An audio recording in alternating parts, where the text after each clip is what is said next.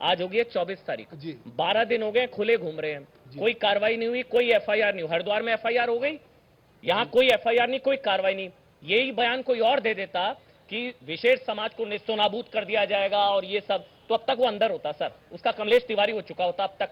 लेकिन इनको आजादी है और जस्टिफाई भी करने की कोशिश की जा रही है हरिद्वार का। ये खुले कैसे घूम रहे हैं सर? मेरा सवाल आपसे ये है, क्योंकि कांग्रेस कहती है आप दोनों का फिक्स मैच है, देखिए ये आपकी मदद कर रहे हैं और योगी उपयोगी ओवैसी बता रहे हैं कि अगर वो चलेगा तो ये हाल हो जाएगा। अब देखिए सवाल ये है कि आज चुनाव है, हम इनको शहीद का दर्जा नहीं देना चाहते। हमने आज चुनाव आयोग से मांग किया है कि आखिर जब चुनाव सिलसिला शुरू हो गया है और चुनाव में इस तरह से जहर घोलने का काम, इस तरह से पुलिस को धमकाने का काम, या इस तरह से एक नफरत की जिस तरह से कर रहे हैं, तो इस पे आज चुनाव आयोग को संज्ञान लेना होगा और इस पे कार्रवाई चुनाव आयोग को करना होगा, क्योंकि आज जनता तो इसका जवाब दे ही देगी।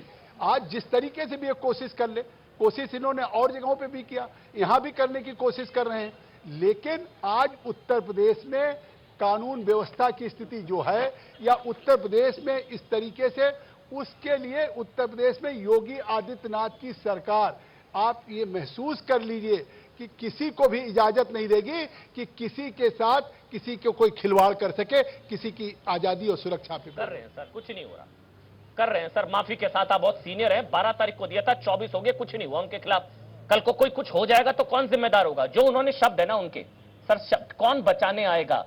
मैं जानता हूं पुलिस वालों को लेकर नाराजगी है, लेकिन संवैधानिक तरीके से होगा ना। कल को यह बयान सुनकर किसी ने कुछ कर दिया, कौन जिम्मेदार होगा? जिम्मेदारी आपकी, सरकार आपकी। वो खुला घूम रहे हैं, कुछ नहीं हुआ अभी तक। सुरेंद्र राजपूत के पास कांग्रेस 4.5 साल में कुछ नहीं हुआ, 4.5 साल में, उसके पहले भी वो लगातार कोशिश करते रहे, या लगातार बहुत लोगों ने कोशिश किया।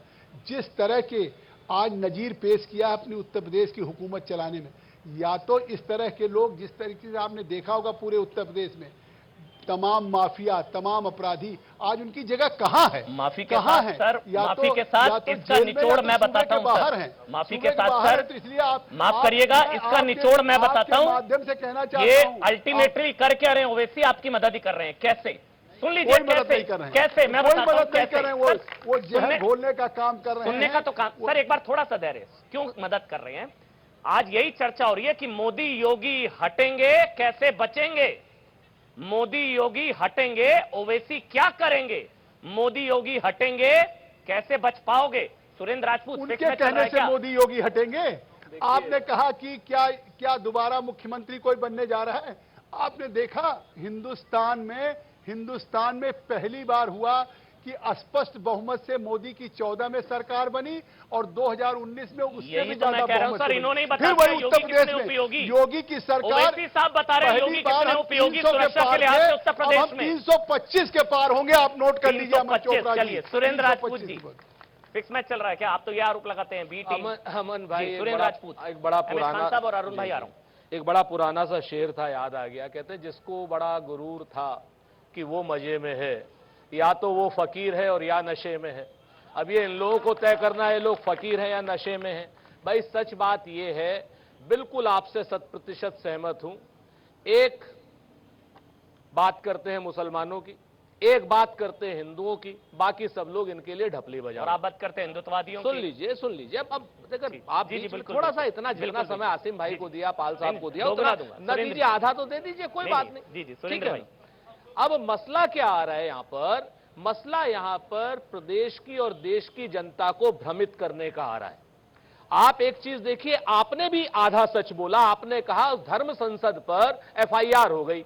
धर्म संसद में एक आदमी पर, वसीम रिजवी नाम के आदमी पर, जिसको जितेंद्र त्यागी बोलते हैं, उस पर एफआईआर हुई है, बाकी किसी पर नहीं हुई। एक बात मैं आपको बताता हूं।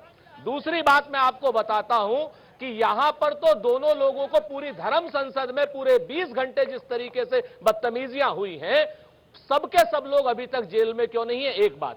दूसरी बात मैं आपको बताऊं, ओवैसी पर एक लाइन बोल दीजिए सर।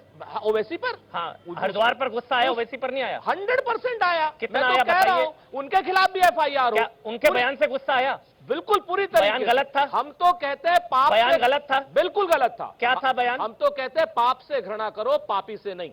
हम इस तरीके की हरकत, कभी जुल्म की आप बात करेंगे और जुल्मी लोगों की आप कहेंगे कि इनकी नस्लें खराब कर देंगे, किसी की नस्ल और किसी की फसल को खराब करने की किसी को भी इजाजत नहीं होनी मोदी चाहिए, योगी हटेंगे, वो कौन चाहे बचाने आएगा? ओवैसी हो चाहे वो योगी हो। मोदी योगी हटेंगे, कौन बचाने आएगा? देखिए सही है गलत है? बिल्कुल गलत है, गलत है। एकदम गलत है। ठीक। मैं आपको बताऊं, अब सुनिए बात आगे। हाँ जी। यहां पर पाल साहब और ओवैसी साहब दोनों लोग भ्रमित कर रहे हैं। मुद्दा क्या होना चाहिए? ये बच्चे बैठे हुए हैं, इनको बांट दिया आपने सफों में, इन बच्चों को रोजगार का मुद्दा होना चाहिए। मुद्दा क्या होना चाहिए? पीछे कुछ महिलाएं बैठी हुई हैं, उनके गैस सिलेंडर का मुद्दा होना चाहिए। मुद्दा होना चाहिए पेट्रोल और डीजल की महंगाई का, खाद्य तेल की महंगाई का, 70 लाख रोजगार का मुद्दा होना चाहिए। मुद्दा यहां पर यह होना चाहिए कि 8-8 पुलिस वाले, जिन पुलिस वालों की हिफाजत के लिए आप बोल रहे हैं, 8-8 पुलिस वालों को कानपुर में बदमाशों ने रगेद रगेद के मार दिया।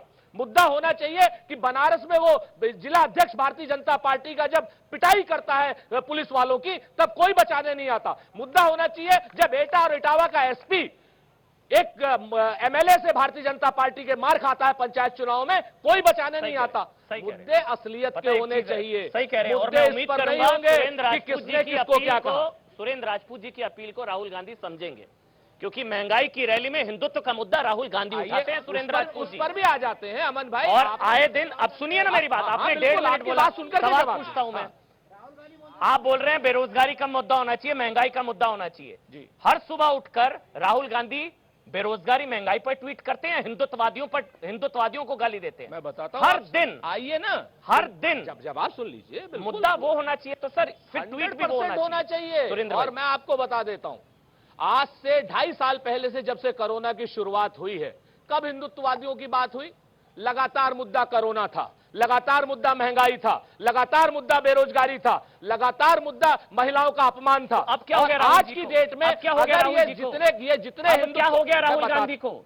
भाई आप बीच में देखिए, ऐसा है सवाल ना, पूछ रहा हूं भाई, मैंने पाल वकार साहब- जी से भी पूछा, पाल अब क्या साहब- हो गया? सुन लीजिए ना, पाल साहब की फ्लाइट लेट हो जाती तो आप यहाँ आ जाते। नहीं, तो मैं तो सवाल पूछने के लिए हूं ना सुरेंद्र भाई। पाल साहब की फ्लाइट लेट हो जाती तो मैं आप तो यहाँ आ सवाल जाते, पूछने कोई के लिए दिक्कत हूं ना, वाली मैं तो बात आपकी नहीं। जगह खड़ा हो जाऊंगा। बिल्कुल। मैं तो वकार जी, जब क्योंकि बीजेपी भारतीय से जनता सवाल पार्टी पूछने के होंगे, प्रवक्ता के रूप में बात जब कर रहे हैं। बीजेपी से सवाल पूछने बिल्कुल। होंगे तो मैं आपका सुनिए, प्रवक्ता बनूंगा सर। आप जब बीजेपी से सवाल पूछने होंगे तो मैं आपकी जगह आऊंगा, सुनिए सर। और आपसे सवाल पूछने होंगे तो उनकी तो जगह जवाब भी तो सुन यहाँ लीजिए ना। ये बोल के आप बच नहीं सकते नहीं, सर। नहीं, बीच में आप आए बोल दिन करके आप सिखों और जवाब क्यों नहीं मुसलमानों लेना को मारने का नाम हिंदुत्व मारता है, हिंदुत्व काटता है, हिंदुत्व लूटता है, हिंदुत्व जहर देता है। हाँ। आए दिन सर, और आप यहाँ ज्ञान दे रहे हैं महंगाई मुद्दा, बेरोजगारी मुद्दा।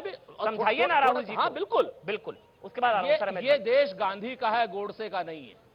इस देश में गांधीवाद चलेगा, गोडसेवाद नहीं चलेगा। और ये अगर हिंदुत्ववादी लोग ये हरिद्वार में जहर उगलेंगे तो निश्चित तौर पर उनके खिलाफ बात होगी।